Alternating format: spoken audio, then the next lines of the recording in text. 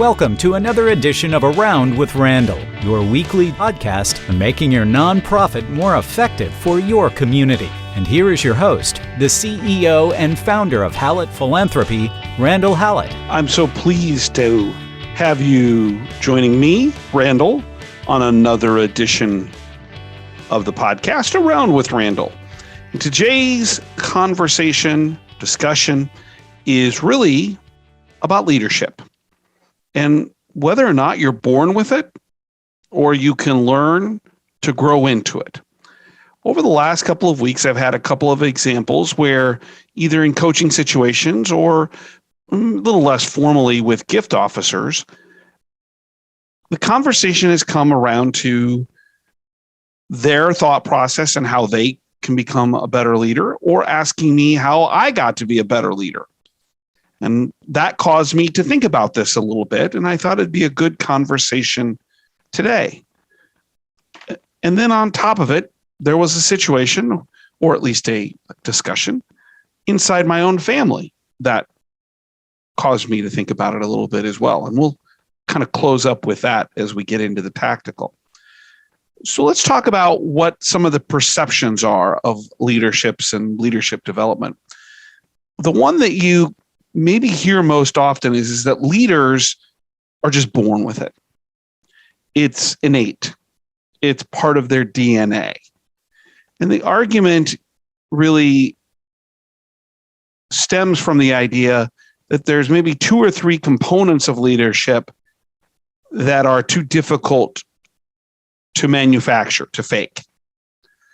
The first is a great deal of self-confidence. Leaders are sometimes associated with a gregarious, self-confident nature that people just tend to follow.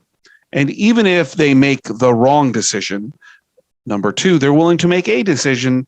And if it's wrong, they are willing to admit it. So this idea of confidence, the ability to make a decision, and then the third is charisma.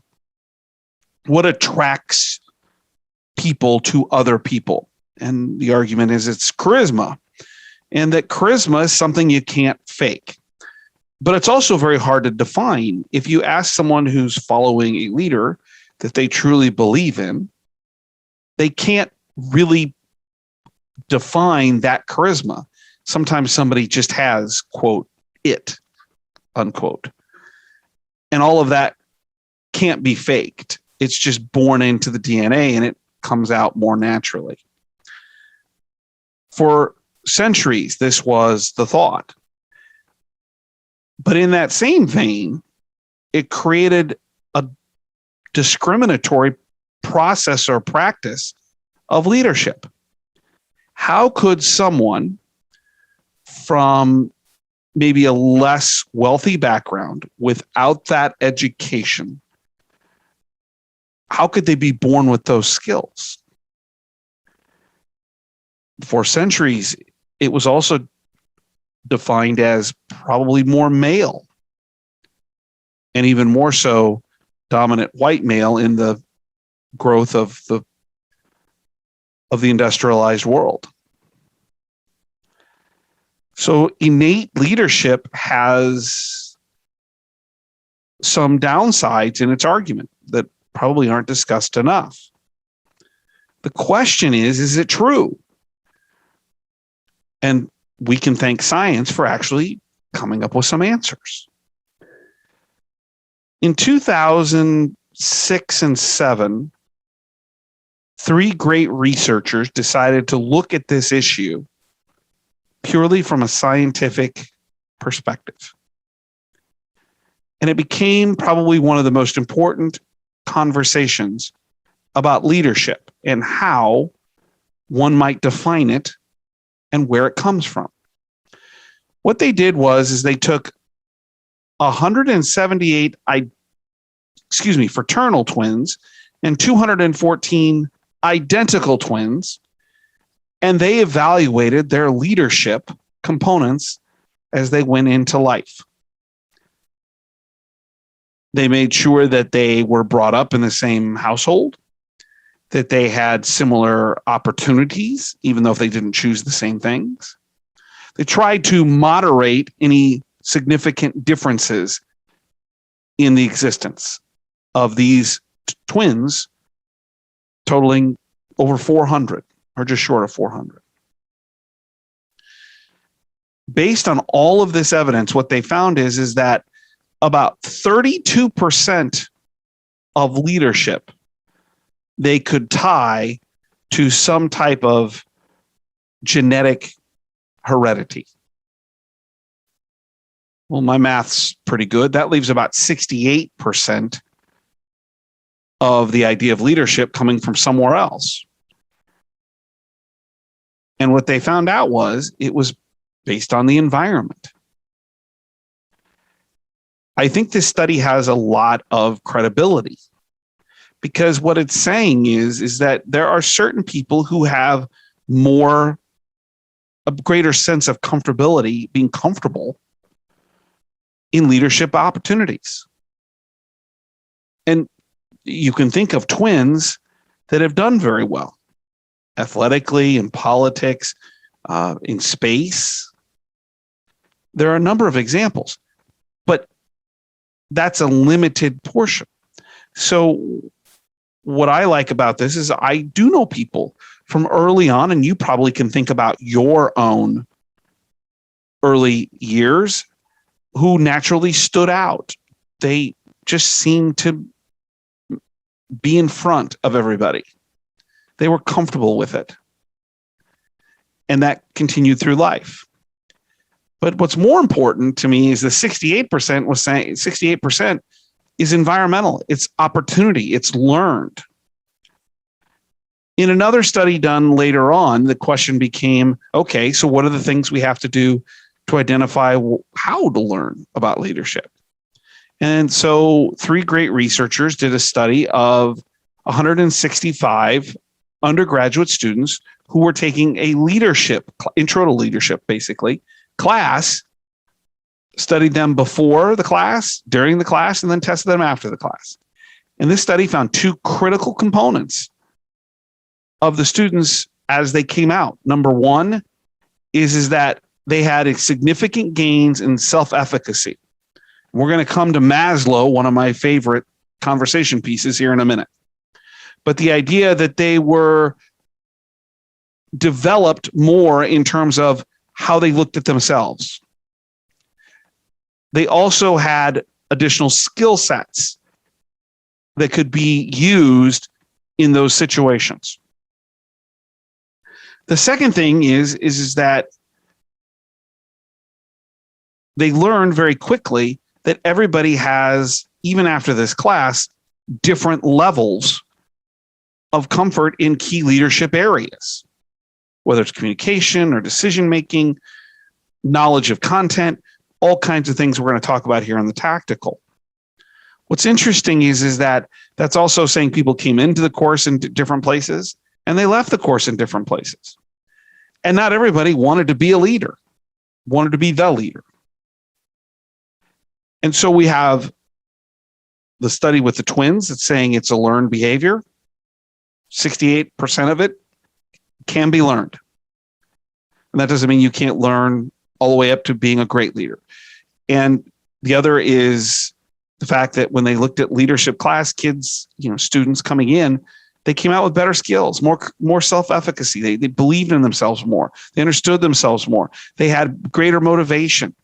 And they had better skill sets to do some of the things that are important to leadership. So I started the podcast with this connection of, well, I've got some clients, there's been some questions. It's been very interesting discussions. But something happened in my house that tied all of this together for me. And what it is my 8-year-old. And we're looking at things that he can do to better himself beyond just going to school every day. That includes athletic activities, soccer, basketball, baseball. I don't care if it's ever any good. I just want him to have fun and learn.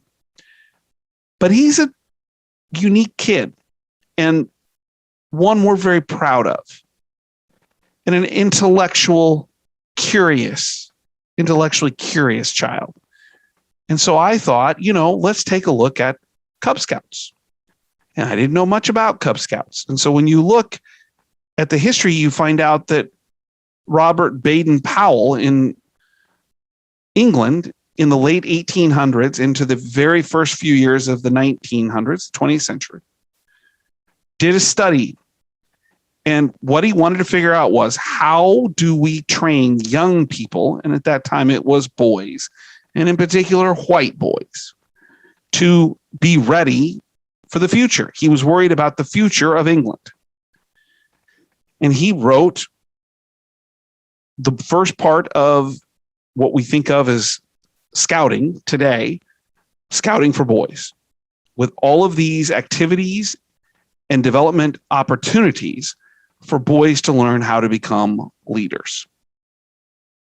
And really his goal was to dispel this idea of the natural skill set that comes with the DNA that makes up a leader. And what he was developing was a process and a program that could take anyone and give them more opportunity to learn the skills around leadership. If we go one step further, if we think about the military as one example, they don't take DNA tests to figure out who are the leaders. They take whoever comes in the door, and whether it's to become a staff sergeant, an officer, as a lieutenant, or all the way down the line, further on in their career, a general or an admiral. And it's just not in the United States, but around the world, they have to teach leadership. And really that was the basis of what Powell was thinking about with the Boy Scouts. We've also evolved in this thought process. We've begun to differentiate different kinds of leaderships, opportunities, skills, people. It's just not leadership and that's it. We have the authoritative type leader as it's been developed. We have the participative leader, the democratic leader, the delegatory or delegating leader, kind of laissez-faire, the transformational leader, the transactional leader, the situational leader, all of whom have different characteristics, all of whom came to their leadership in different ways. And so at the end of the day, leadership's a learned skill. Yes, some people might have some natural connections through DNA, through whatever, that allows them to be a little more comfortable with it.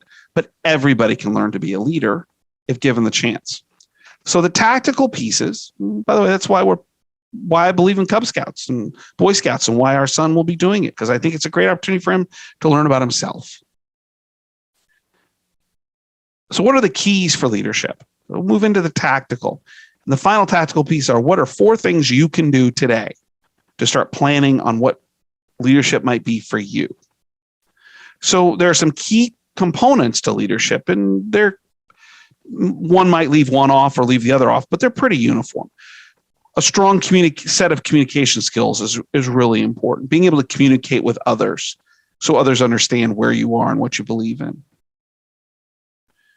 Certainly, the idea of self-confidence, and this is where I will circle back into Maslow. I'd go even to, if you can, get to self-actualization, knowing who you are, being comfortable with it, but also knowing where your deficits are and how you can learn from them and learn about them and learn through them to make them less of that deficit. Expertise in a certain area, I think, is critically important. It's not mandatory, but if you have a track record and some experience and knowledge of a certain subject matter, you're more likely to be comfortable in that environment with others who have other experiences in that same area. But that doesn't mean you have to. Some of the great CEOs in our country's history had no idea what the company did before they got there. But it helps. Certainly, being mentored is critically important. Finding people that can give you honest feedback, that can help you grow, who are willing to say, this is a whole, is critically important. being self-motivated, willing to get up in the morning and dig in and get your job done, to be seen as someone who's actively engaged, helps with leadership skills.